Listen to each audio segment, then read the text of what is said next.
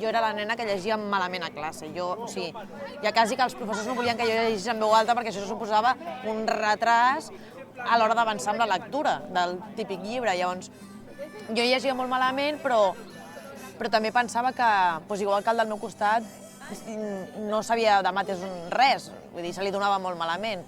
Per mi, jo tenia facilitat en els números i tenia dificultat en les lletres. Això es va notar molt a tercer de primària perquè vaig tenir un profe que et feia parlar davant de tota la classe, o sigui, llegir un tros d'un text en públic i fins i tot et portava a un lloc especial per llegir.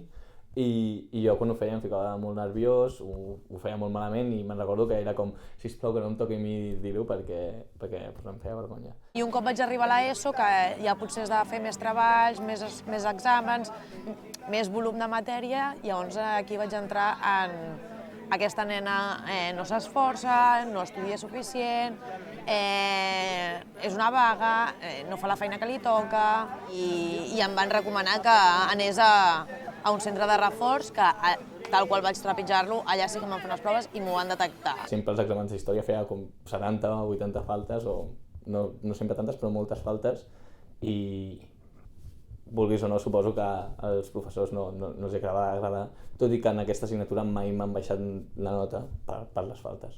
Tinc molt poca dislèxia, tampoc no em feia falta supermètodes de subratllar amb 1000 colors, perquè en comptes de convertir-se en un diagrama de lletres es convertís en línies de colors. Era esforç per part meva, molta concentració a l'hora de llegir els enunciats i sobretot subratllar o connectar les paraules amb més significat de cada frase. Intentar adivinar, ho fa tothom, però no llegir totes les paraules, sinó llegir el principi sense voler adivinar o endevinar, sí, la paraula que era. I això va bé i vas més ràpid llegint i si ho llegeixes per dintre doncs va bé perquè amb el context ni que llegeixis una paraula malament ja veus que l'has llegit malament i ja entens el significat general. I vaig haver de repetir segon de batxillerat.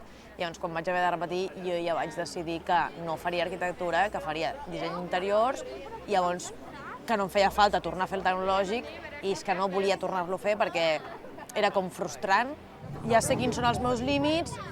Òbviament, la meva carrera no és de grans lectures ni grans textos. Potser tinc un parell d'assignatures que em requereixen llegir textos o redactar-ne. A la universitat, a diferència de l'escola, no he hagut de... O sigui, no sé ni si es pot, però no he informat que soc dislèxic, ni tinc més temps als exàmens, ni res semblant. Pel servei que donen d'estudis que són totalment del món de les arts, dubto que tinguin algun servei per a gent amb aquests trastorns moltíssim. Vull dir, és una escola que a dia d'avui que s'està posant en normativa de grau, dubto que tingui qualsevol d'aquest tipus de servei. Res del món de la dislèxia va tindre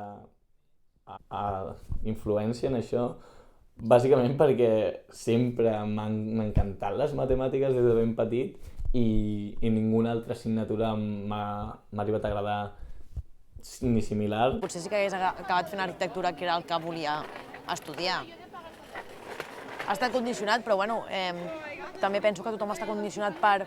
A mi se'm dona malament la lectura perquè tinc dislèxia, però potser a tu se't donen malament els números perquè sí, per naturalesa pròpia. Llavors, tothom està condicionat de les seves facilitats i de les seves mancances amb els estudis que tria. A tothom li agrada allò que se li dona bé, entre cometes. Espera un segon, que